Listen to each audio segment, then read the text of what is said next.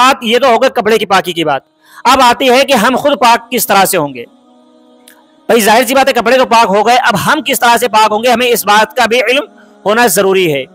याद रखें कि गुस्ल के 3 फर्ज हैं। गुस्ल में कितने फर्ज हैं? 3 फर्ज हैं। इनमें से अगर कोई शख्स एक भी फर्ज छोड़ देता है वो समंदर में डूब भी जाएगा तब भी वो पाक नहीं होगा।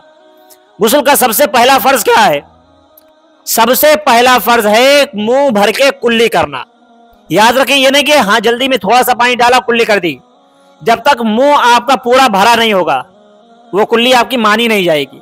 वजू में चल जाता है कि थोड़ा भी पानी आया हमने कुल्ली कर दी, क्योंकि वजू में कुल्ली करना फर्ज नहीं है, लेकिन गुस्ल में कुल्ली करना भी फर्ज है। इसलिए हमें इस चीज गुस्ल में एहतियात रखना पड़ेगा, ध्यान देना पड़ेगा कि 3 मरतबा हमें कुल्ली करनी है और वो भी मुंह भर के। और अगर हम रोजे से ना हो तो हमें गरारा भी करना चाहिए। अगर रोजे से हो तो फिर गरारा नहीं किया जाएगा, लेकिन अगर रोजे से नहीं है तो बेहतर है कि हम कुल्ली के साथ में गरारा भी करें ताकि हलक तक पानी पहुंच जाए। ठीक है। अब दूसरा फर्ज यह है कि नाक की नरम हड्डी तक हमें पानी पहुंचाना है। याद रखें इन मामलों में जल्दबाजी ना करें। बहुत सारे लोग जल्दबाजी कर लेते होंगे, या सर्दियों वगैरह में हम अक्सर जल्दबाजी करते हैं ठंडे पानी होने की वजह से या किसी और वजह से, तो ऐसे में हमारा गुस्ल नहीं होता है। हम सोच रहे होते हैं कि हम पाक हो गए, लेकिन हम हकीकत में पाक नहीं होते हैं। अब इसके बाद में हमें सारे बदन पर पानी बहाना पड़ेगा। सारे बदन पर पानी बहाना पड़ेगा। ये फर्ज होते हैं। ठीक है, बात को समझ लीजिए। ये 3 फर्ज हैं, इनको करे बिना आप पाक नहीं होंगे। अब ये चीज करने से पहले आपको क्या करना है वो चीज आप समझ लें सबसे पहले। अब वो चीज आपको सुन्नत तरीके में समझ में आएगी। गुस्ल करने का सुन्नत तरीका क्या है? सबसे पहले तो आपकी नियत होनी चाहिए पाकी हासिल करने की। भाई जाहिर सी बात है हम नहाने जा रहे हैं, किस लिए नहाने जा रहे हैं? अब नहाने तो हम जा रहे हैं, अगर हमारी नियत ये हो जाए कि हम पाकी हासिल करने के लिए जा रहे हैं तो सुन्नत हो गई है। ये हुजूर सल्लल्लाहु अलैहि वसल्लम की एक सुन्नत अदा हो गई। अब इसके बाद में हमें क्या करना है? अपने हाथों को फिर बिस्मिल्लाह पढ़नी है। पहले ही बिस्मिल्लाह पढ़नी, बाद में नहीं। फिर बिस्मिल्लाह पढ़नी, फिर दोनों हाथ गट्टों तक धोना है। हाथ धोने के बाद में आपके बदन पर जो निजासत लगी है, जो नापाकी आपके बदन पर लगी है, फिर उसको आप साफ करेंगे। 3 मरतबा उस पर पानी डाल के उसको निजासत को, उस नापाकी को अपने बदन से आपने साफ करना है। फिर उसके बाद में आपने मुकम्मल वजू कर लेंगे। मुकम्मल वजू कर लेंगे, लेकिन इसमें एक चीज याद रखनी है कि अगर आप गुस्ल खाने वगैरह में पटरी वगैरह पर या किसी ऊंची चीज पर बैठे हैं तब तो आप पैर धो लें, लेकिन अगर आप बराबर में बैठे हुए हैं तो फिर आपको पैर उस वक्त नहीं धोने हैं, सिर्फ मसा तक आपने करना है। ठीक, इसके बाद में आपने करना यह है, अब जाहिर सी बात है आपने ये वजू कर लिया तो इसमें आपके 2 फर्ज अदा हो गए। कौन कौन से फर्ज अदा हो गए गुस्ल वजू करने में? जब आपने नापाक जो नापाकी लगी थी, निजासत लगी थी, उसको हटा दिया। अब उसके बाद में अगर आपने वजू कर लिया तो आपकी 2 फर्ज अदा हो गए। सबसे पहला फर्ज कौन सा अदा हुआ? कुल्ली करने का। अभी जाहिर सी बात है आपने नमाज में जो वजू करते हैं वही हम गुस्ल से पहले कर लेंगे जब, तो पहला हमारा फर्ज अदा हो गया कौन सा? कुल्ली करने वाला। लेकिन याद रखना है, हमने आपने पहले भी बताया कि इसमें एहतियात रखना है कि मुंह भर के कुल्ली करना, ये नहीं कि थोड़ा सा पानी भर के आप कुल्ली करेंगे तो फिर इस तरह से आपकी कुल्ली पूरी नहीं होगी। दूसरा फर्ज ये अदा हो गया कि आपकी नाक की नरम हड्डी तक पानी पहुंच गया। तो गुस्ल में जब वजू करेंगे ये फर्ज अदा हो गए। अब रह गया तीसरा फर्ज रह गया सारे बदन पे पानी बहाने वाला। उसके लिए सुन्नत तरीका यह है कि सबसे पहले आप अपने बदन पर धीरे धीरे से सारे बदन पर पानी मल लें। गर्मियों में तो कोई दिक्कत नहीं होती, आमतौर पे हमारे सारे बदन पे पानी पहुंच जाता है, इतनी दिक्कत की बात नहीं।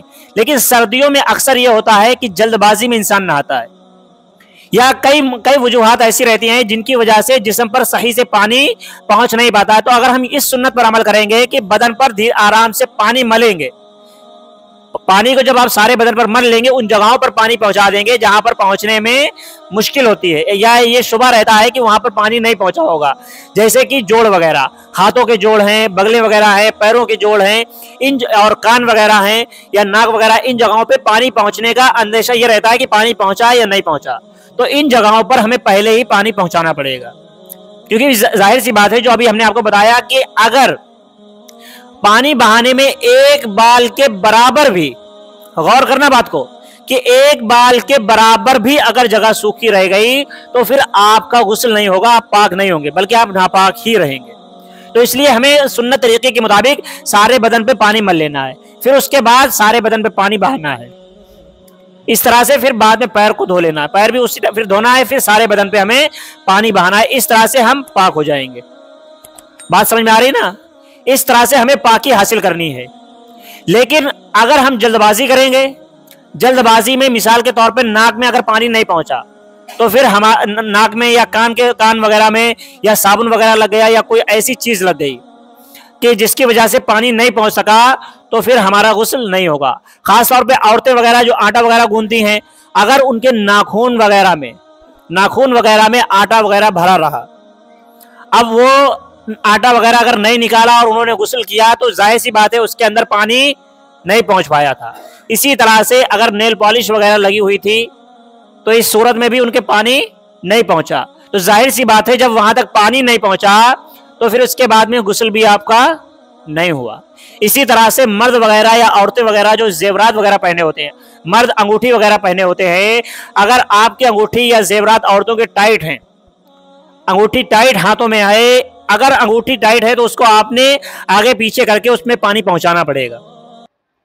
इसी तरह से औरतों के जेवर वगैरह अगर हैं तो उसमें भी उनको सुराख वगैरह में उन्हें पानी पहुंचाना पड़ेगा, क्योंकि एक बाल के बराबर भी अगर जगह खुश्क रह गई, सूखी रह गई, तो फिर आप समंदर में भी डूब जाएं, चाहे नदी में कूद जाएं, आपका गुस्ल नहीं होगा, पाक नहीं होंगे।